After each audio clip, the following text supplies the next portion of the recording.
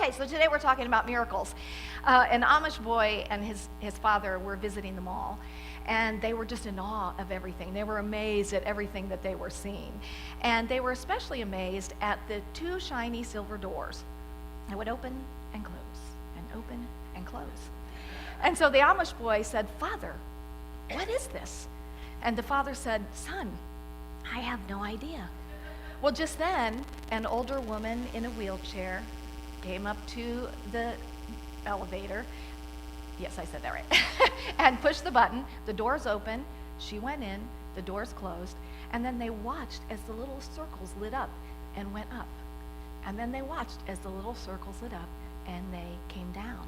And the door opened, and there was a beautiful 24-year-old standing right in front of them. And they were just in awe, and they were like, "It's a miracle." And the father looked at the son and said, "Go get your mom."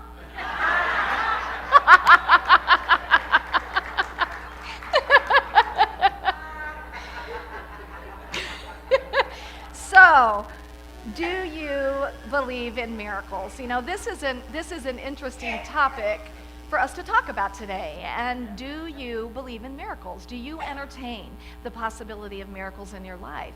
Or do you even believe that miracles still exist? You know, do you think that miracles are possible for you? Do you think that miracles are kind of wishy-washy?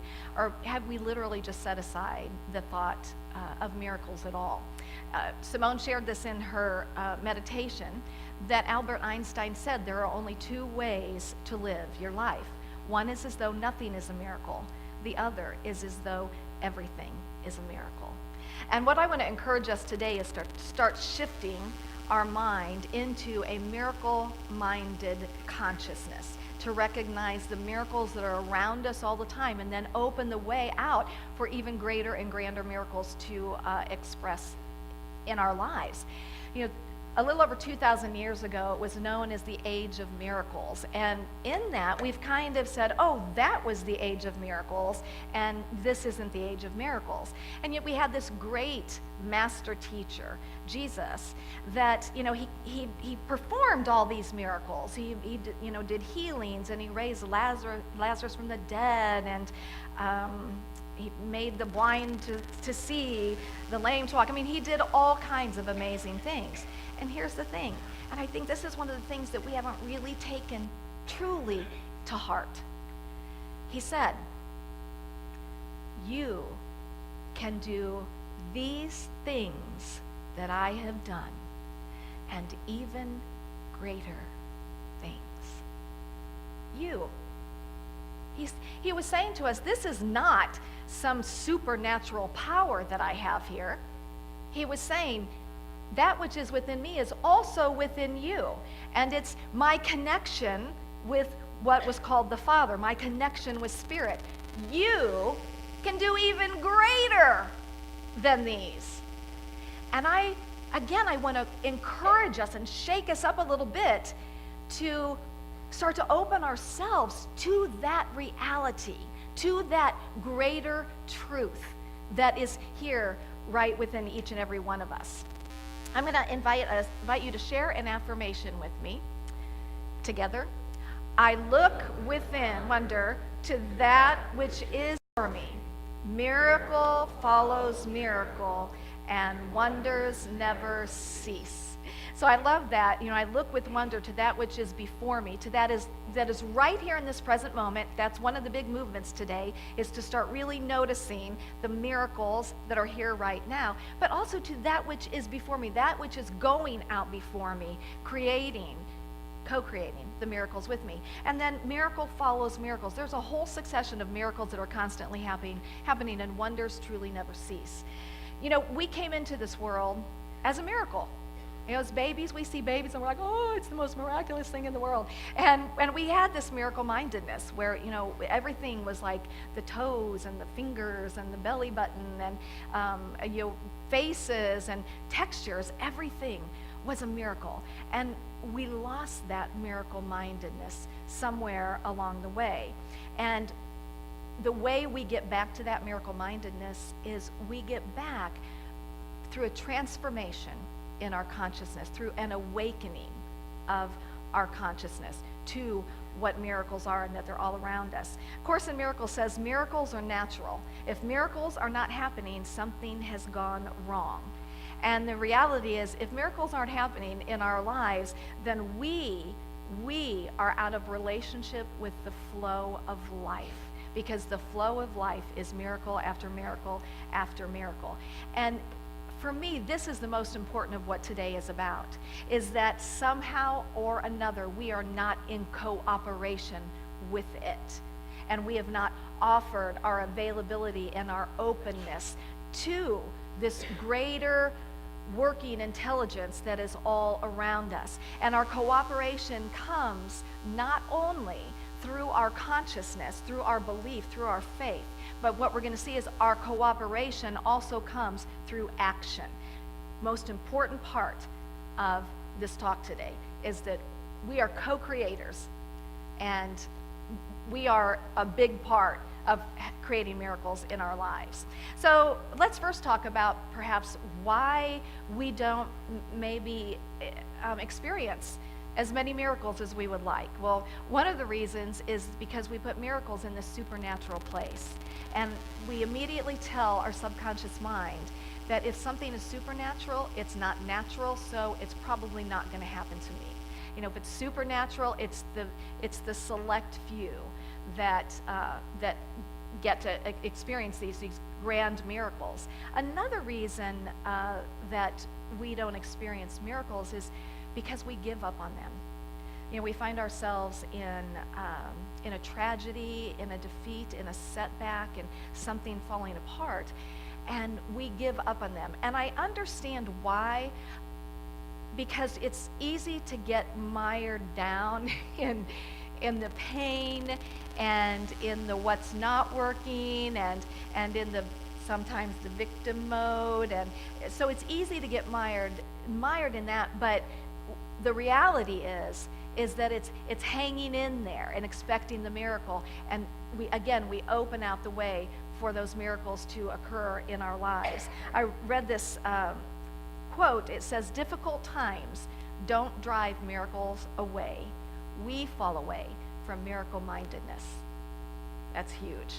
So again, this is about awakening and a transformation in consciousness. Now, most of what I'm sharing with you today, I've shared with you many times that one of my mentors is Dr. Roger Teal from the Mile High Church, Millie and Bob's son-in-law.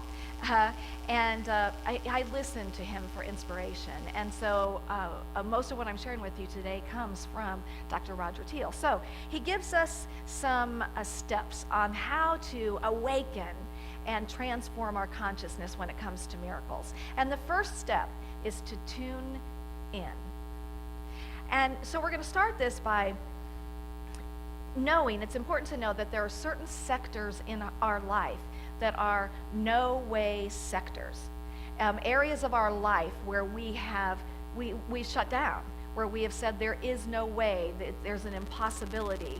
And I know y'all know what I'm talking about, because we all have these no-way sectors in our lives. And so the first thing I'm going to encourage you to do is to think of a no-way sector in your life. It could be job, career, finances, selling of a home, buying of a car, relationship, health. You know, where is a no-way sector that comes up for you? A place where you've shut down possibilities. Okay, so we want to go to that no-way sector first. So this is where we are calling you most profoundly to entertain that miracle-minded consciousness, because the universe has so much in store for us. The universe has so much to offer us if we will but start to tune in to it. Now, most of us still use radios, yes, and tuners. I think we actually still have knobs. I know I do in my car. And so when we're tuning in to a station on the radio, we literally turn the dial. And we tune in to something that we love, something that feeds us, something that inspires us or just makes us happy. And so what we want to do is we want to tune in to what the physicists call the field of infinite possibilities and potentiality. We talk about this field a lot. We want to tune into this. So we're going to tune in to 101.1 UPAP, Unlimited Possibilities and Potentiality. That's where we want to tune our mind, our focus, our thinking is to this field of unlimited possibilities and potentiality. I've talked about this many times before, that we have these structures of knowing. And these structures of knowing limit us. They limit us every single time. Because how many of us here can say that when we have opened ourselves up, things occurred in our lives that we hadn't even entertained? Every hand should be going up on that one, because that's the reality. And that's because in this, when we have these structures of knowing up, we can't entertain all these other possibilities, because we're looking at this wall, we're looking at this wall, we're looking at this wall, we're looking at this wall, we're looking at every wall that says, but if, only this can happen, impossibility, no way. So by tuning in to this infinite field of potentiality and possibility, we're simply letting those structures, we're simply letting them go down.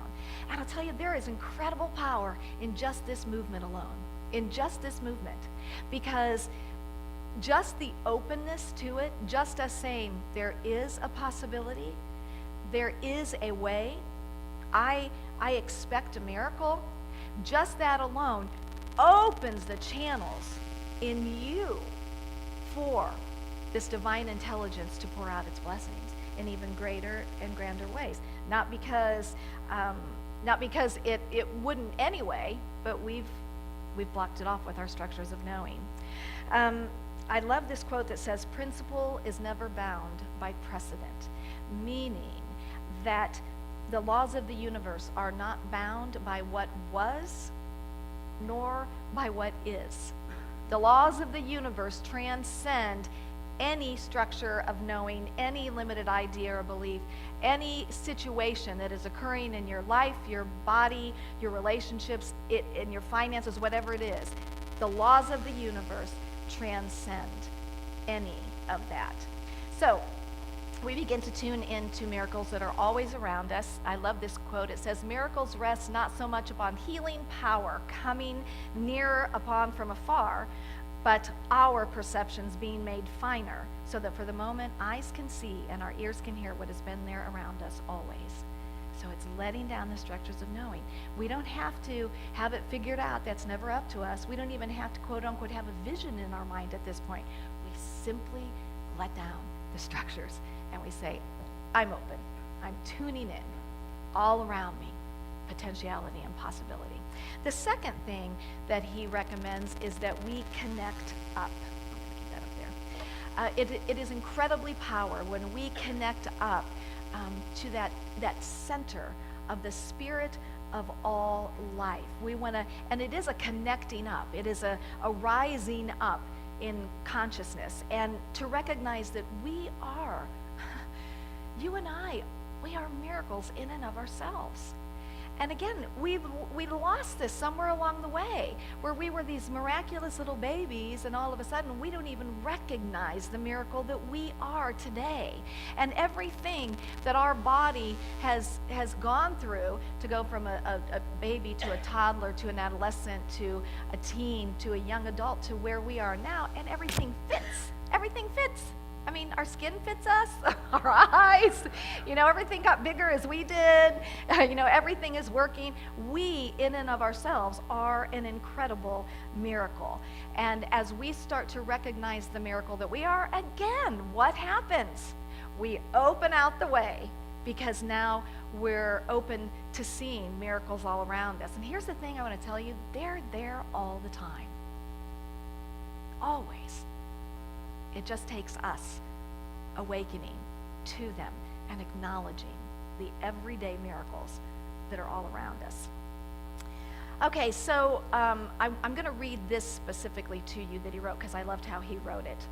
So he says, "Therefore I begin to identify and to connect up with the limitless being that I am, the limitless being that I am, and I give permission in my life that my life can go to brand new and ever higher and higher levels.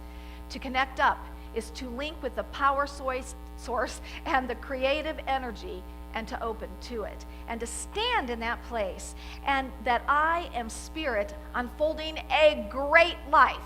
Not a mediocre life, not a limited life, not an unsatisfying life, not a life that is bound, but a life that is free to unfold to a newness. I loved this so much that I decided that we could do this together as an affirmation because it's powerful. So if you would like to join me together, I give permission in my life that my life can go to brand new and even higher and higher levels.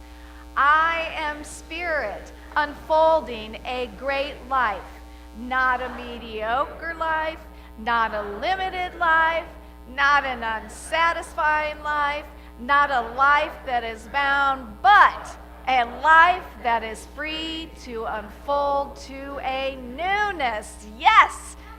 Doesn't that just feel good?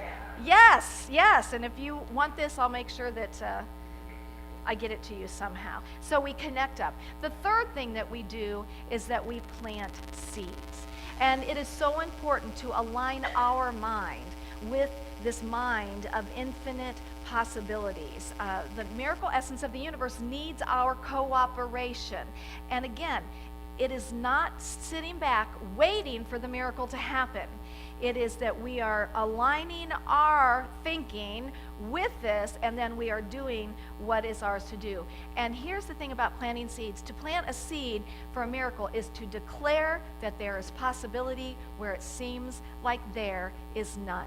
To declare that there is a sure way when it appears that there is a no way. To declare life where it seems like something is falling apart, a new beginning. And I want to say here, and I'm going to talk more about this next week, but I had a conversation in between the services with someone, and we were talking about death. And I said, you know, we have such a misconception about this experience called death. And death it's probably the greatest miracle of all when you think about it. The greatest miracle is leaving this body, moving beyond this body into that greater realm. And so we want to recognize that miracles can come in the form of death as well.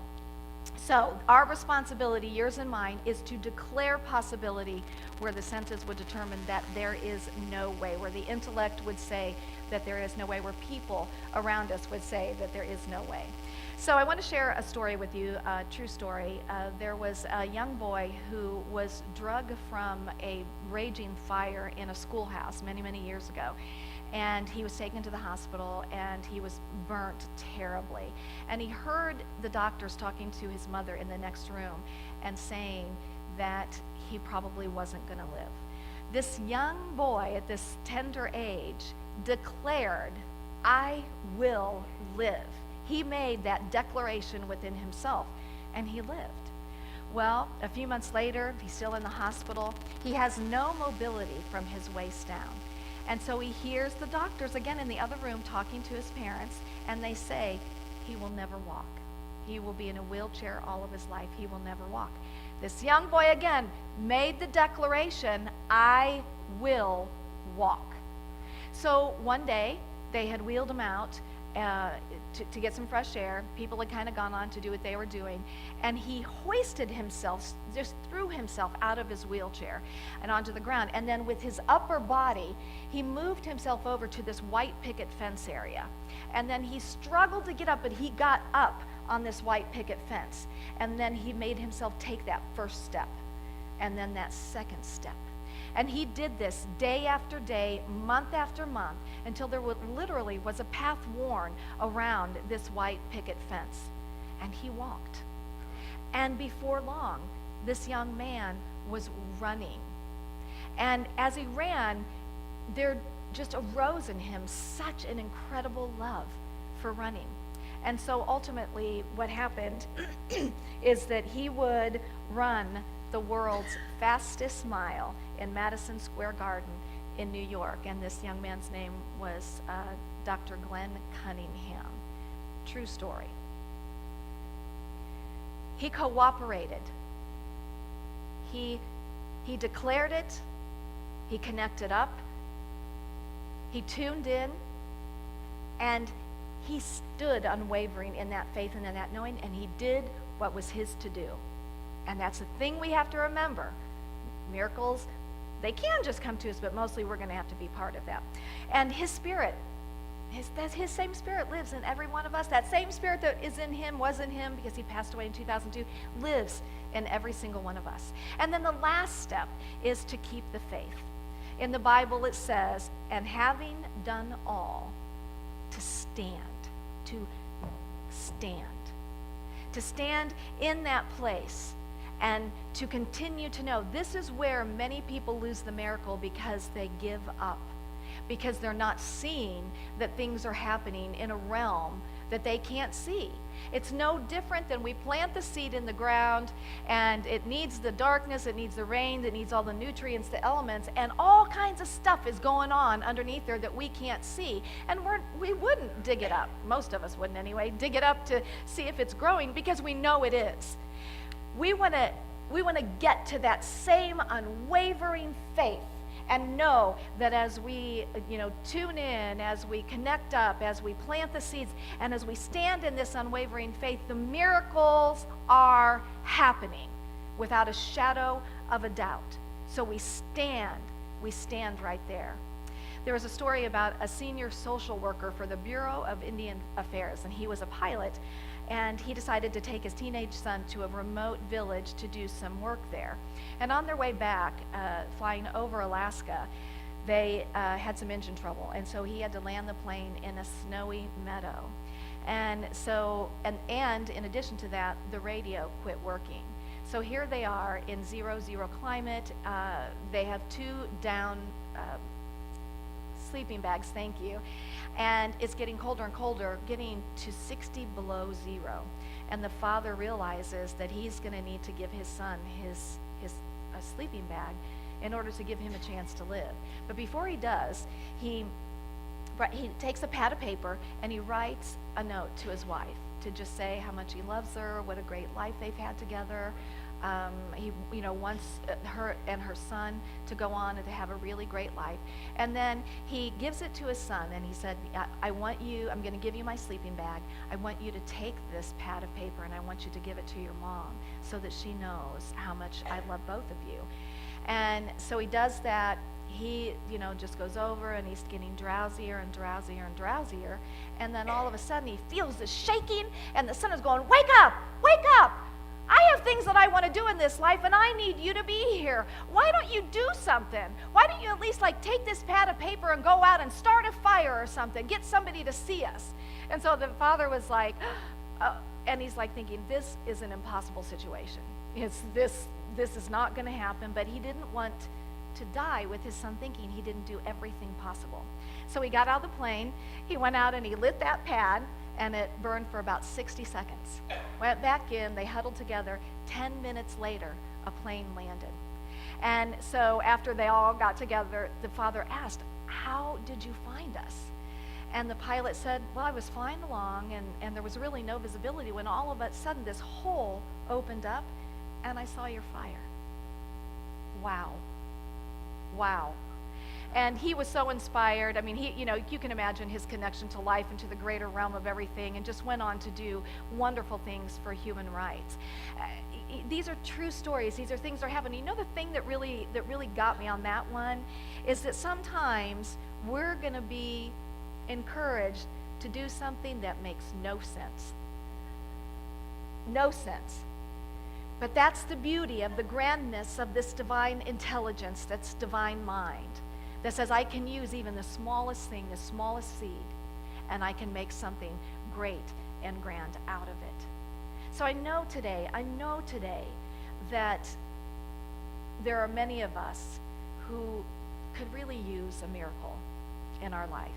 And I know that there are many of us who know people who could really use a miracle in their lives. So I want to remind you of the steps. I want to encourage you to tune in, to connect up, to plant the seeds, and to keep the faith, and to be an open vessel to this divine intelligence, to truly let down those structures of knowing, to open up to the unlimited field of potentiality and possibility.